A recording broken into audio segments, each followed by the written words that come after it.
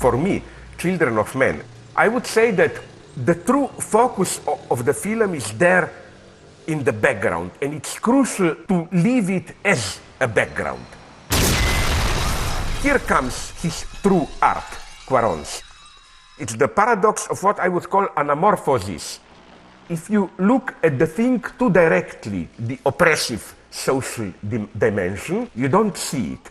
You can see it in an oblique way only if it remains in the background.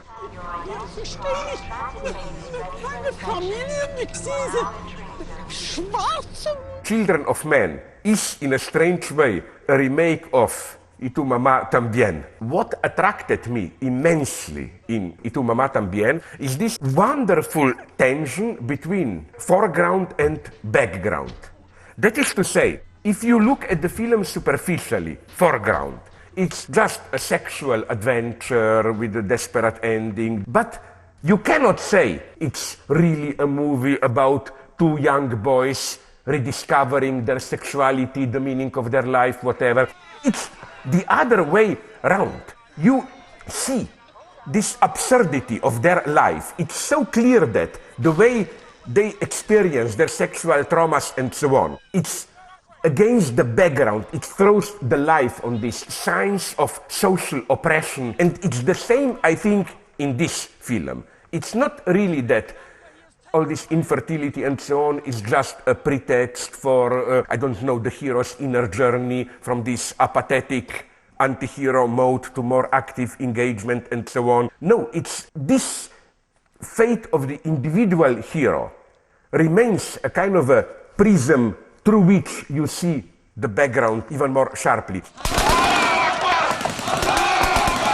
I think that the film gives the best diagnosis of ideological despair of late capitalism, of a society without history. This, I think, is a true despair of the film. The true infertility is the very lack of meaningful historical experience, and that's why I like this elegant point in the film of importing all the works of art.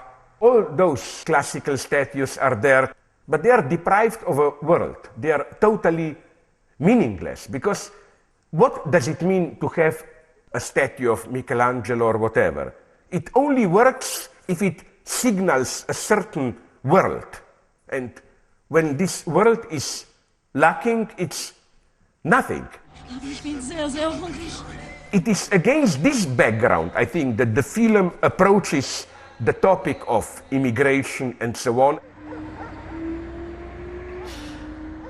By setting the movie in England, only there despair can be felt. England is one of the few countries in the world that doesn't have a constitution, because it can rely on its substance of traditions. You don't need it written. And in such a country, the loss of this historical dimension, the loss of this substance of meaning is felt much worse.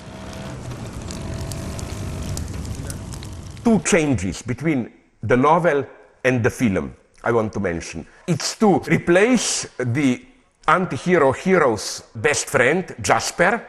In the novel, he's just a kind of a retired ex-official, whatever. Here, to make him into this, and everybody who is the after 68 generation knows what this is. This old, obscene, impotent, retired hippie person. In all its ambiguity, on the one hand, many old leftists have a fond memories of this generation, but at the same time, there is something infertile, ridiculous about this. I think that the decadence started there in a way. This is a stroke of absolute genius. Another thing that I immensely appreciate, and this is a very risky thing to do, is to avoid sex. Here we have fertility reinstalled, but not through the form of a couple being created. The fertility is spiritual fertility. It's to find the meaning of life and so on. So these are the reasons, again, for my admiration of the film. That precisely because it doesn't directly make some kind of a political, moralistic parable and so on, it works. perfectly.